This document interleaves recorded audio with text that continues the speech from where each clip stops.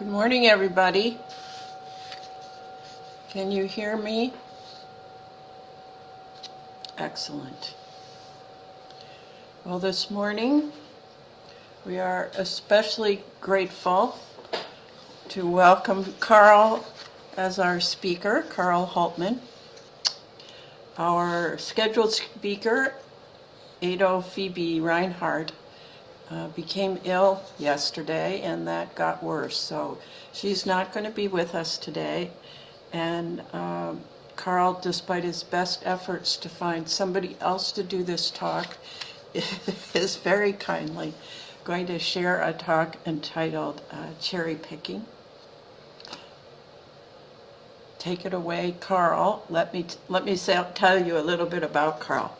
So he's was an infantry platoon leader in Viet Nam in the late 80s. He came to Buddhism through the writings of Thich Nhat Hanh. He was very active at Clouds and Water Zen Center, including being on the board for 5 years. In 2010, he left his job with the U.S. Postal Service and moved to Hokyoji, and thereafter soon became the executive director that we know him to be on this day, still serving in many, many ways that we absolutely cherish. So now, take it away, Carl. Thank you, Kyoko. How's my volume? You can hear me okay? It's all right. Okay. Wow. Yeah, I got drafted because there was nobody else available. So Kyoko thought maybe I should talk about patience because I mulled over doing a talk on that. I've got one scheduled, some weeks in the future here, but I hadn't prepared anything. I didn't have any kind of story about patience other than what a practice it is. Anyway, so I started thinking about some of the teachings that really speak to me. And, when I started learning about the Dharma, I was reading mostly Thich Nhat Hanh books back, I don't know, 30 years ago, something like that, late 80s, early 90s. And I really appreciated his books on sutra commentary. He had books out on the Heart Sutra, which I've always struggled with, but I really like that. The big takeaway from the Heart Sutra was emptiness. Well, empty of what? That was Thich Nhat Hanh. He says, if you're empty, you're going to be empty of something. And that was an intriguing idea to me. But then somebody gave me a book by Stephen Batchelor, and he was investigating the early sutras from the Pali Canon, and he was highlighting ones that he liked a lot.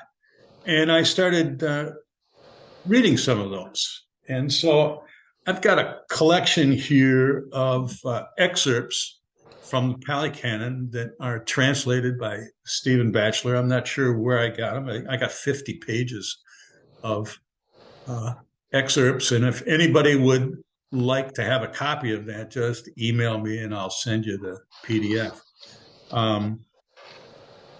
Anyway, so I'm going to jump in here, and this is going to be more like a Chosan study group than it is like a Dharma talk, because I don't know what I'm talking about. I want to hear what you guys think about it. If you have comments. Anyway, I'm going to start with a excerpt from a sutra that you've probably all heard. It's the Kalama Sutra. And let me just read it. The Kalamas come to, and that's a a village or a tribe, the Kalamas, and they come to hear Buddha, and they say to him, there are, Lord, some ascetics and Brahmins who come to Kesaputa, which is where they were. They explain and elucidate their own doctrines, but disparage, debunk, revile, and vilify the doctrines of others. But then some other ascetics and Brahmins come to Kesaputa, and they too explain and elucidate their own doctrines, but disparage, debunk, revile, and vilify the doctrines of others. For us, there is perplexity and doubt as to which of these good ascetics speak the truth and which falsehood. So the Buddha replied, it is fitting for you to be perplexed, O Kalamas.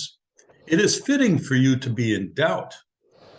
Do not go by oral traditions, by lineage of teaching, by hearsay, by a collection of scriptures, by logical reasoning, by inferential reasoning, by reflection on reasons, by the acceptance of a view after pondering it, by the seeming competence of the speaker, or because you think the ascetic is our teacher. But when you know for yourselves, these things are blamable. These things are censured by the wise. These things, if undertaken and practiced, lead to harm and suffering. Then you should abandon them. These things are wholesome. These things are blameless. These things are praised by the wise. These things, if undertaken and practiced, lead to welfare and happiness. Then you should engage them. Kalamas, a person who is greedy and hating and deluded, overpowered by greed, hatred, and delusion, his thoughts controlled by them, will destroy life, take what is not given, engage in sexual misconduct, and tell lies. He will also prompt others to do likewise. Will that conduce to his harm and suffering for a long time? They answered, yes, Lord. Then Kalamas, that noble disciple, devoid of covetousness, devoid of ill will, unconfused, clearly comprehending, ever mindful, dwells pervading one quarter with a mind imbued with loving kindness, compassion, altruistic joy, and equanimity. Likewise, the second quarter, the third, and the fourth. When Kalamas, this noble disciple, has thus made his mind free of enmity, free of ill will, uncorrupted and pure, he has won 4 assurances in this very life. The first assurance is this: if there is another world, and if good and bad deeds bear fruit and yield results, it is possible that with the breakup of the body after death, I shall arise in a good destination in a heavenly world. The second assurance is this: if there is no other world, and if good and bad deeds do not bear fruit and yield results, still, right here in this very life, I live happily, free of enmity and ill will. The third assurance is this: suppose evil befalls the evildoer, then, as I do not intend evil for anyone, how can suffering afflict me, one who does no evil deed? And the fourth assurance is this: suppose evil does not befall the evildoer, then right here I see myself purified in both respects, that I don't do evil, and because no evil will befall on me. So that is his address to the Kalamas. And I've always appreciated that, his cautions about which things to pay attention to and which things not to devote much time to. I know that was kind of a long piece. Most of the rest of them are shorter little pieces. But if anybody has a comment or a thought about that, raise your hand or just unmute yourself and go ahead and ask a question. All right. Everybody is good with the kalamas. All right. Well, I have another one here. I'll speak to something, Carl, just for a second or two, a minute, maybe less. Please do. Yeah, well, this has been one of my very, I guess, informative suttas, if not more, in that, for one thing, I mean, the 2 points, for two main points. Number one is there is complexity in the community about people saying different things, and this person says that, and they criticize that other thing, and my way is the right way, and etc. And I receive that fondly because is it any different today? Don't we receive different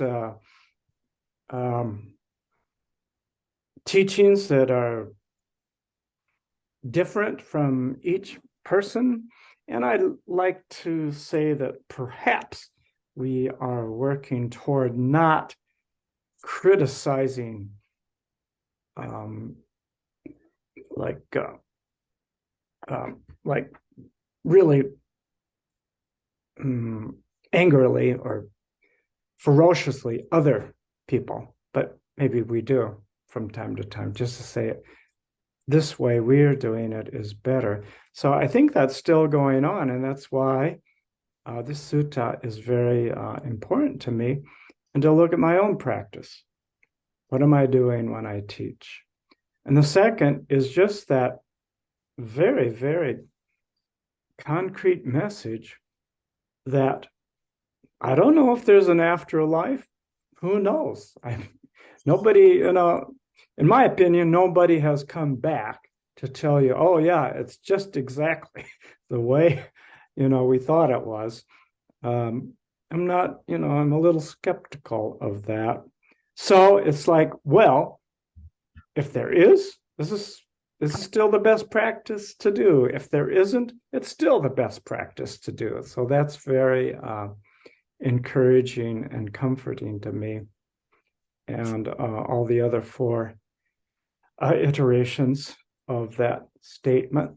But mainly, if there's a world after this, and it all depends on all of our good deeds to become in a higher state, fine, let's just do it.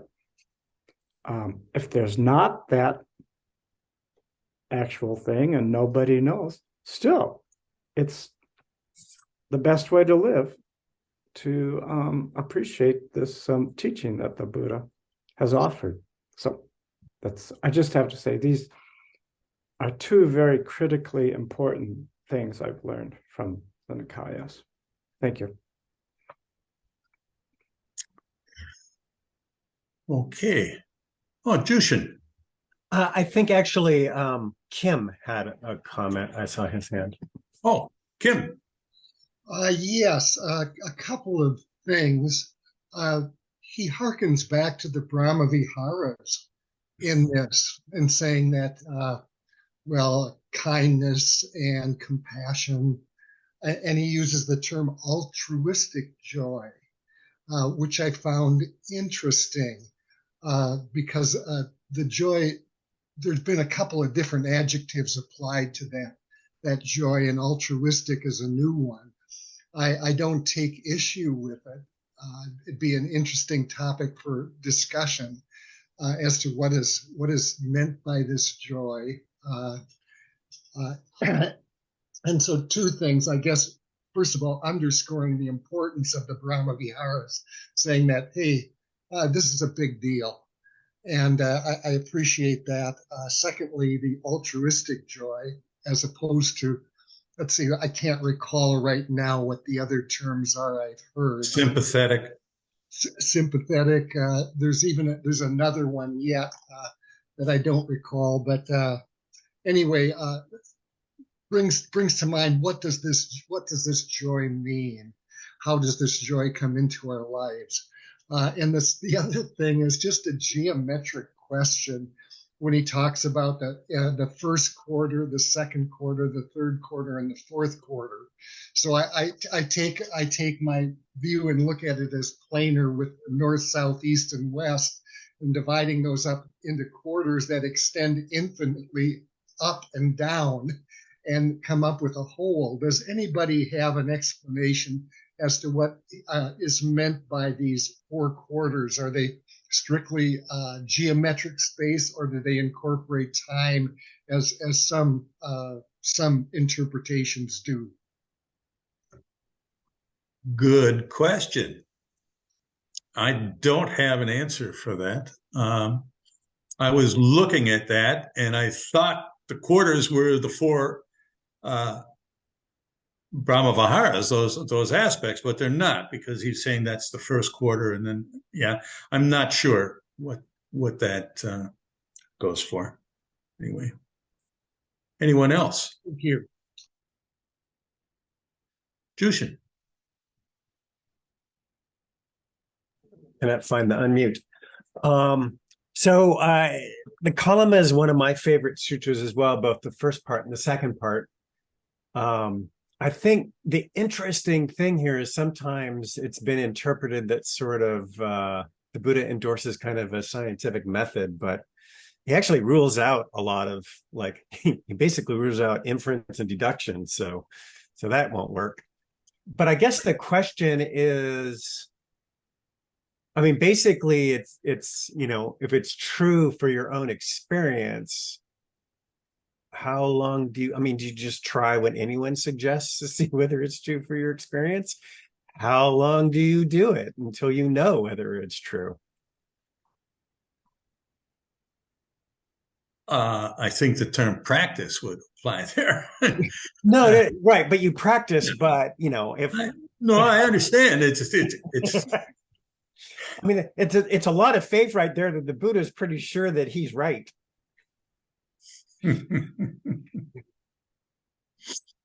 Well, Rushin has his hand up. Yeah, Rushin.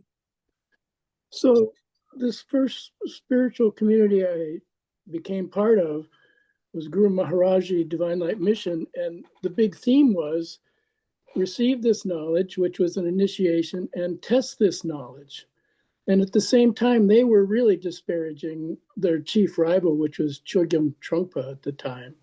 So it was this matter of test this knowledge. And I can verify that it took about 2 years to realize, no, this isn't it. This isn't working. So, you know, that was the experiential mode. But this sutta always reminds me of that. Is like, yeah, go try this, see what happens, see what. But the other thing is that always gets me is the Buddha always relies on the idea that we already have this idealistic wise person inside of us. Don't do what a wise person wouldn't do. Do what a wise person would do. Accept what a wise person would praise. How do we know? How do we know that wise person? How do we come about that? So, but I can say for the most part, 2 years is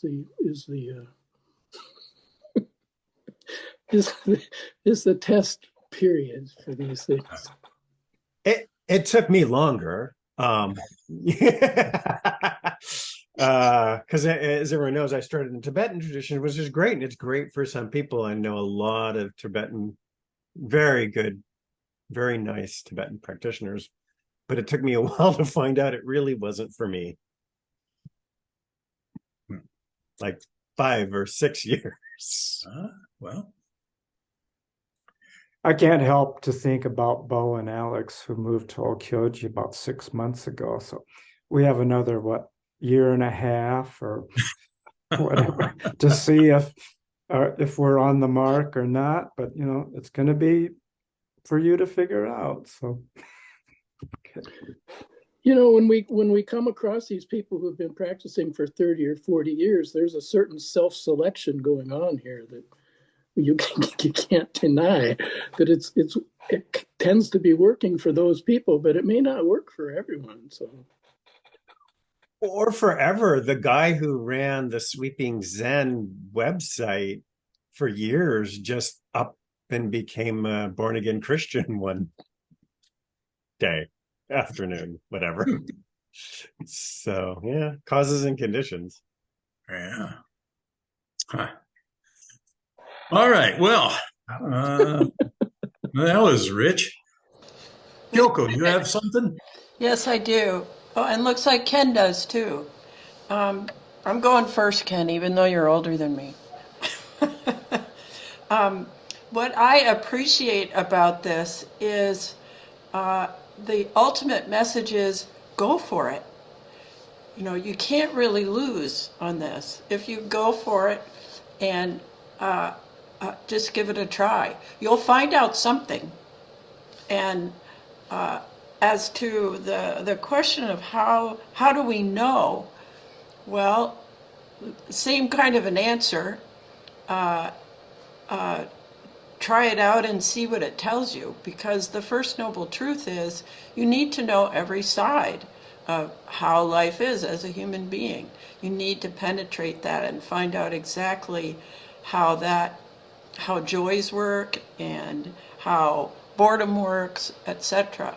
So that's one of the things I appreciate. It's like, well, what would you like to try instead? And the picture that comes into my head is this kind of standing with one foot up, trying to figure out, well, should I go this way? Should I go that way? It's like, that's a very sad picture, because you don't get anywhere under that circumstance. So I am also a big fan of the Kalama Sutra, is all I'd like to say.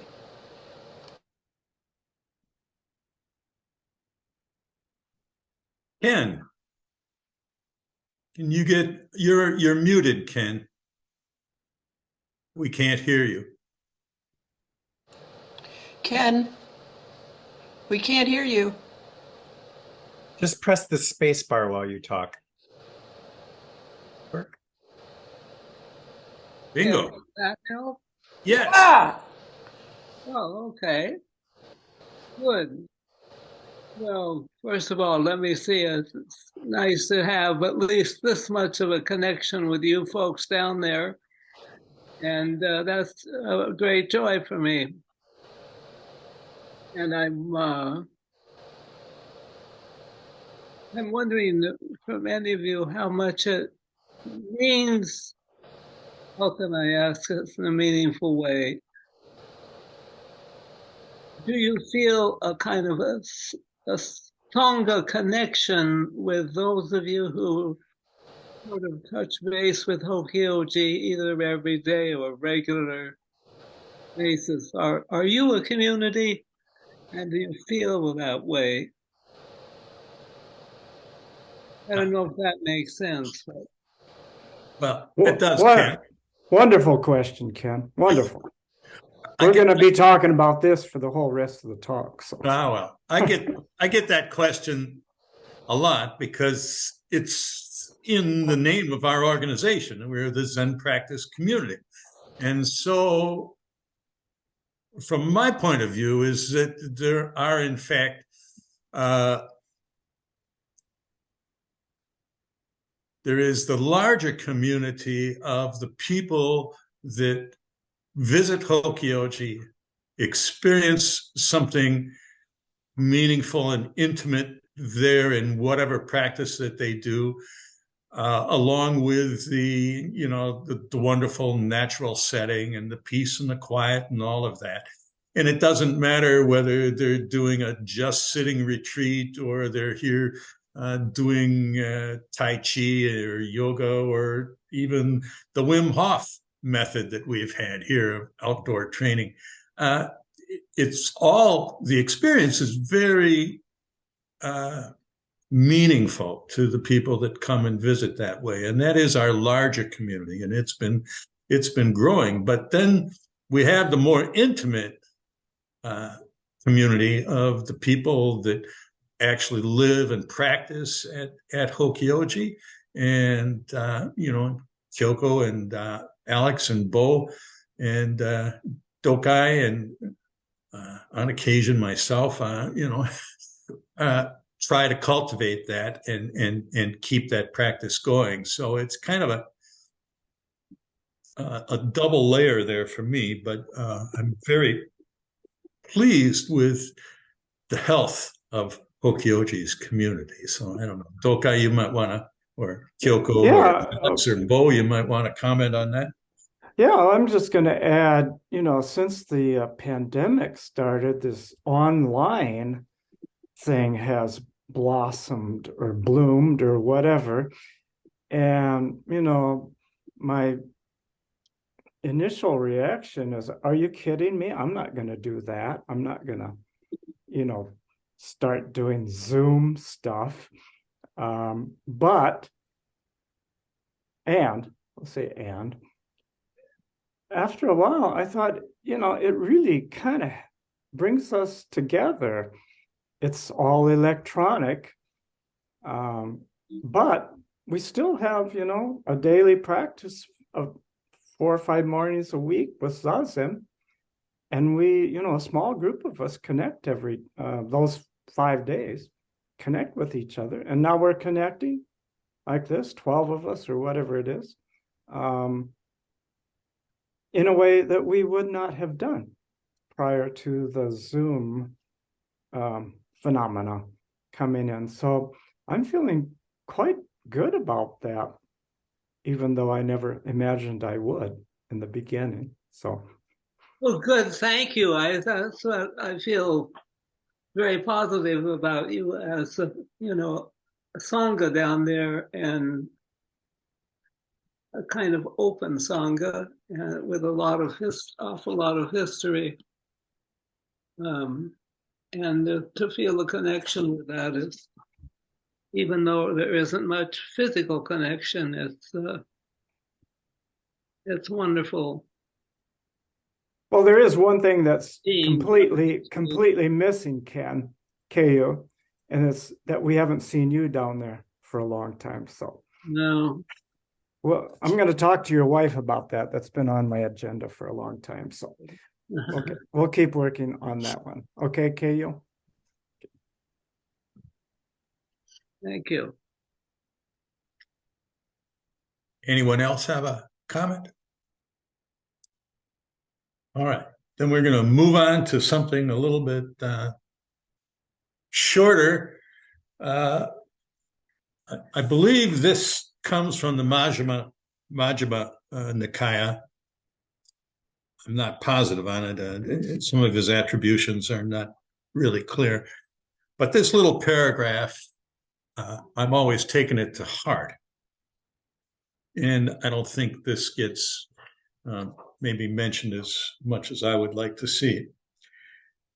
So it reads, there are not only 100 or 500, but far more men and women, lay followers, my disciples, clothed in white, enjoying sensual pleasures, who carry out my instruction, respond to my advice, have gone beyond doubt, become free from perplexity, gained intrepidity, and become independent of others in my teaching. So I'm gonna read it one more time, because there's quite a bit in there, I think.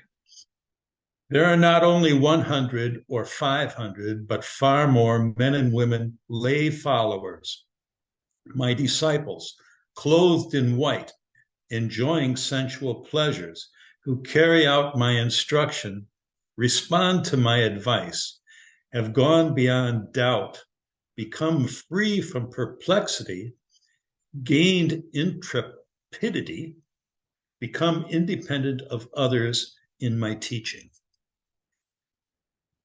So, any comment on that one? Yes. I thought the first time you said intravidity, and the second time you said intrepidity. But yeah, it's intrepidity. Intrepidity. So I missed them both. It was as in the word intrepid. Yeah. Okay. Now I get it. Okay. Yeah. So,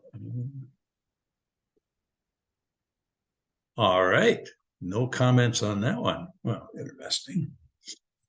Here's another one that may not be that familiar.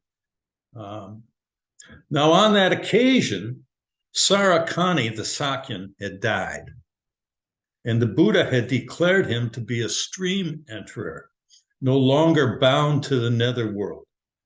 Thereupon, a number of Sakyans deplored this, saying, "It is wonderful indeed, sir. Now, who won't be a stream enterer when the Buddha has declared Sarakani to be a stream enterer?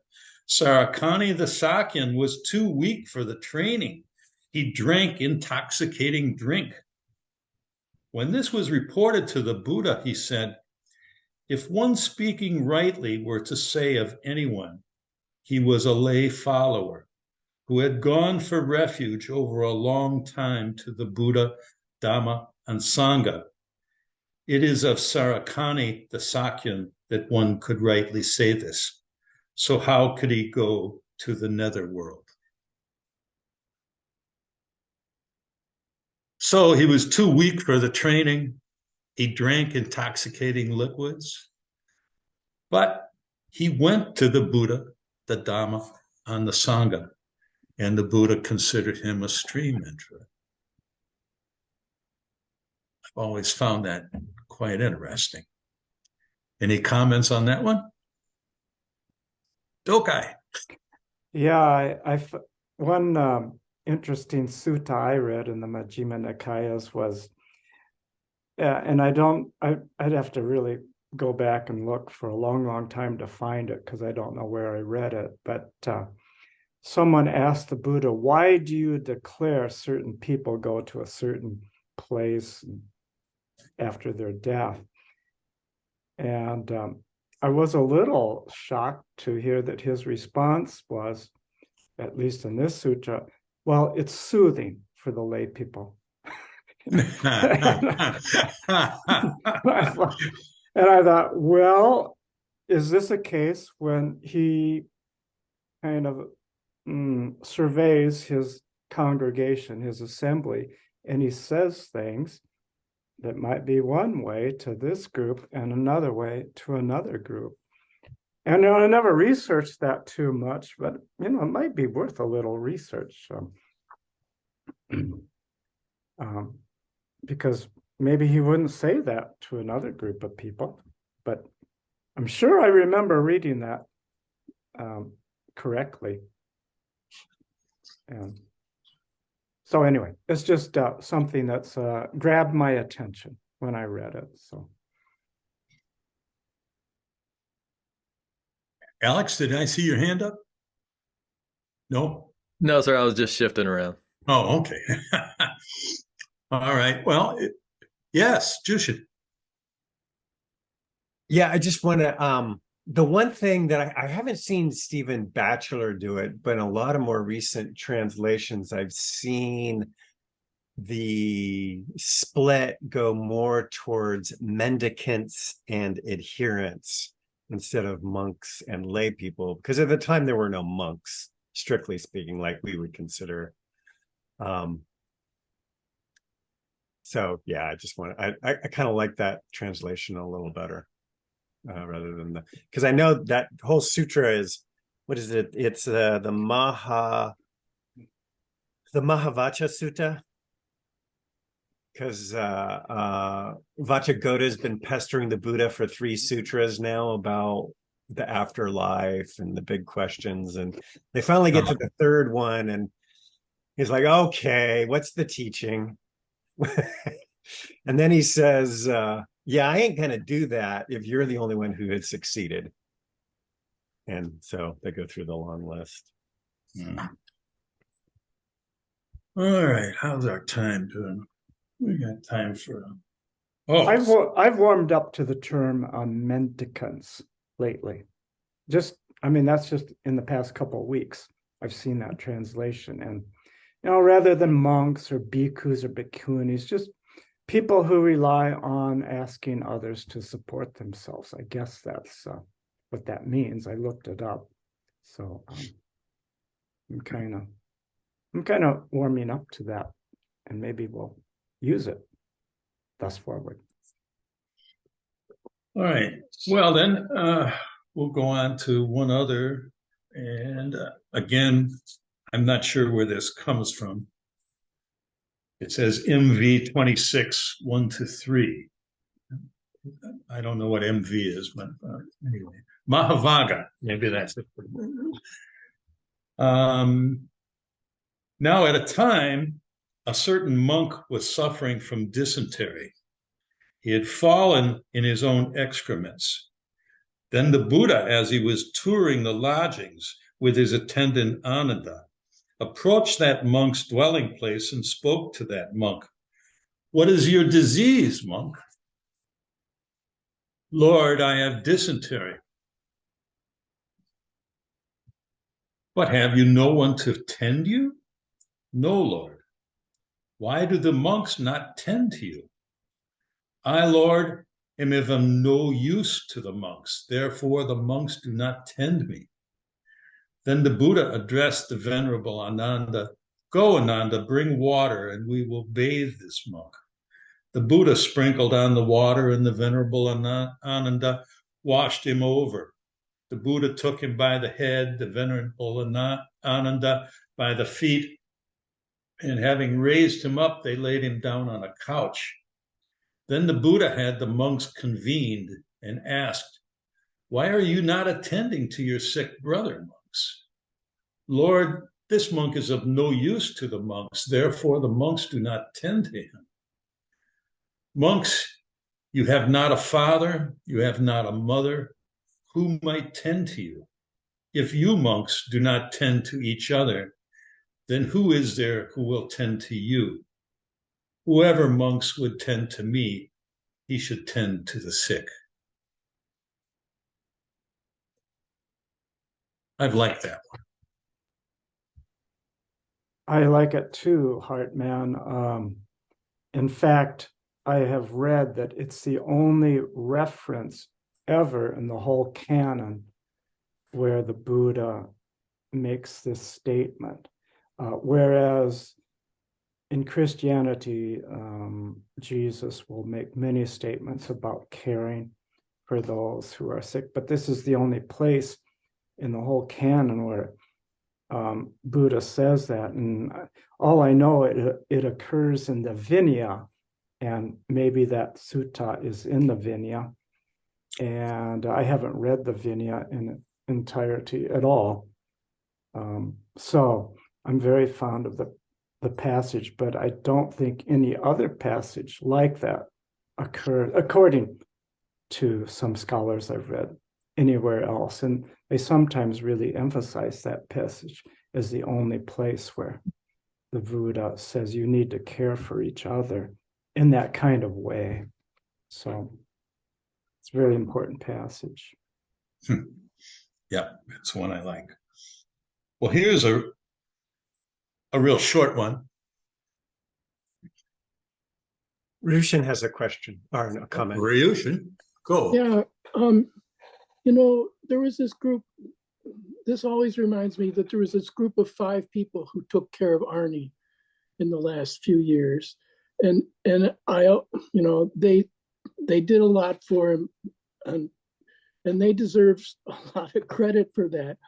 And they also did a lot of negotiation with the city, with various, issues that Arnie's residence was having with the city and such. So they did a lot of work, and this is a kind of implementation of this kind of taking care. And I mentioned to various people in that group that we should all be so lucky that we'd have those people of that quality, 5 people taking care of us under those circumstances.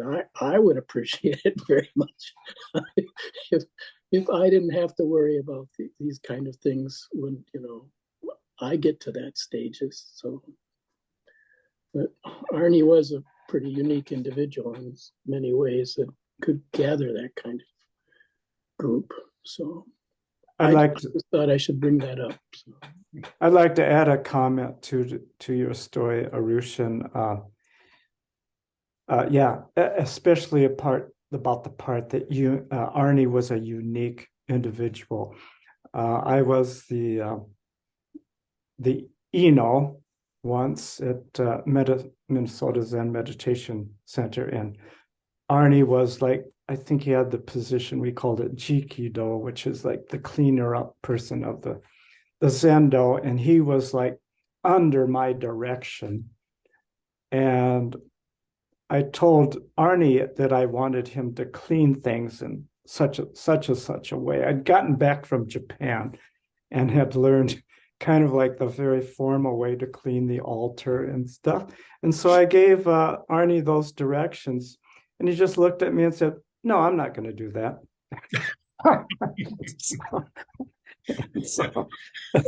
So when I knew that, well, I knew of that group of people who were taking care of him toward the end of his life. And I said, "You guys are real bodhisattvas." I mean, he was not particularly the easiest guy to get along with. So I really appreciated that. And I wasn't one of the 5.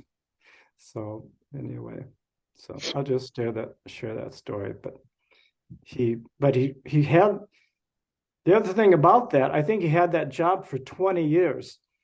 And somebody who was maybe Katagiri or somebody else says, "Arnie, I'd like to have you do this other job." And Arnie would say, "Nope, not gonna. This is my job." So interesting character, lovable guy from a certain perspective that you had to learn to appreciate. So, Yoko. I'm just reflecting that we're in February, which is the month that Tomoe Katagiri has a birthday, and when we do our appeal for Tomoe-san. So, and this goes back to your question, or your question, Ken, which is the way I heard it was, well, what does your community look like? Do you feel it? Do you live it every day? So to me, this is where, the Arnie examples come forward. And it's a part that's very dear to me, just in terms of the many ways that we take care of people that don't have or need care as they, particularly as they age or become ill. So I've always been inspired by what happened with Arnie, but I'm also inspired by the many people who generously make sure that Tomoe-san can live in a way that's easy, and who visit her and talk with her. She very much appreciates that, I know.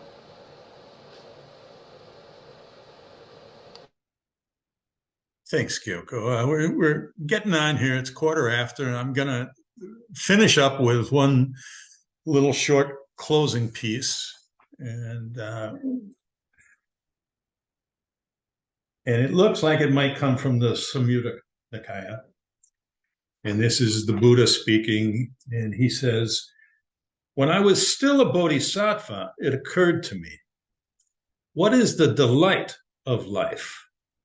What is the tragedy of life? What is the emancipation of life?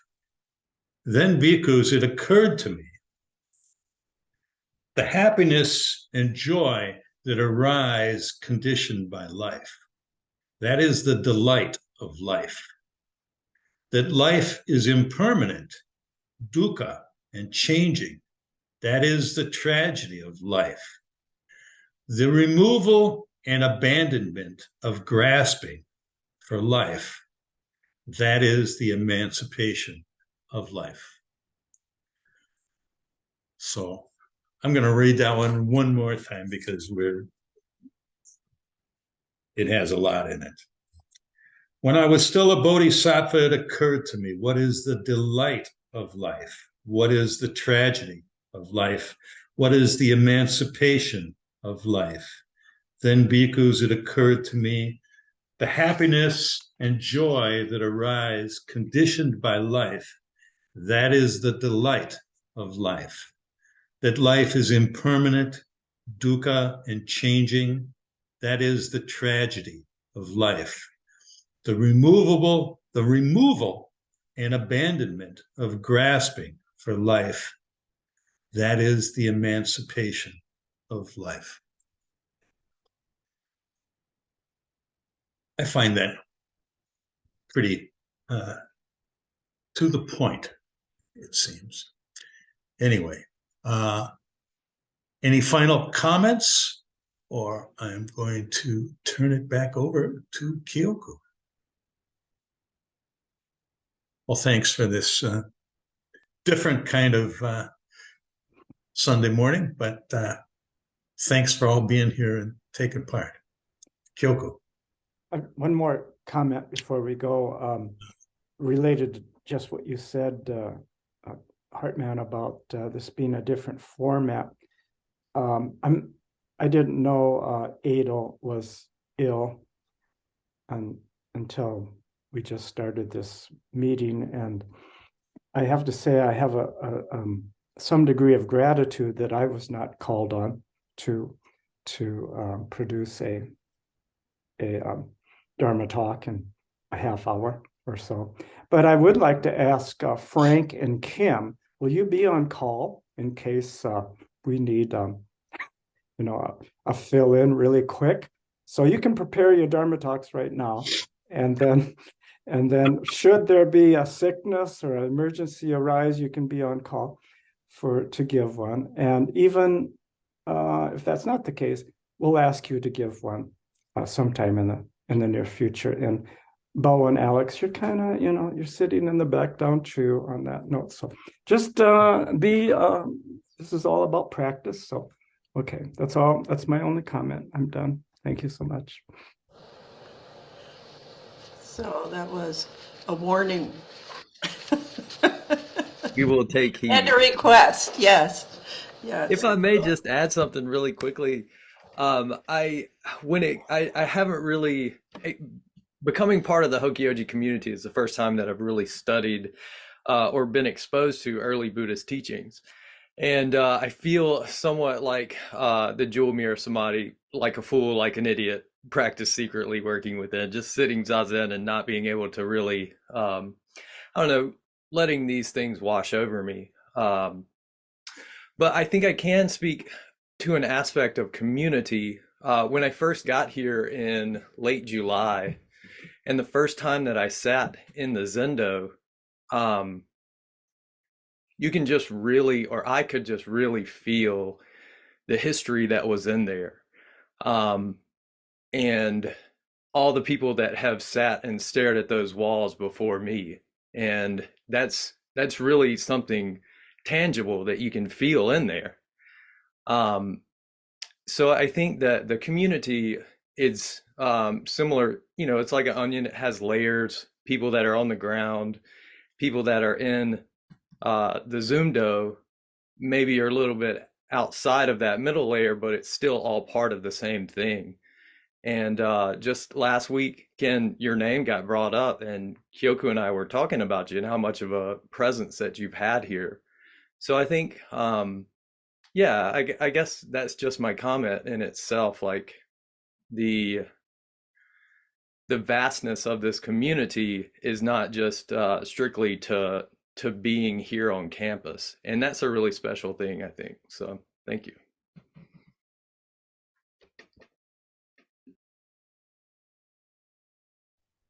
I would just like to add, to comment on the community of Hokyoji too, and that is that historically, going back to when Hokyoji was first established near New Albany, for those that weren't around, there was a great resistance to having what many people thought were a cult moving in.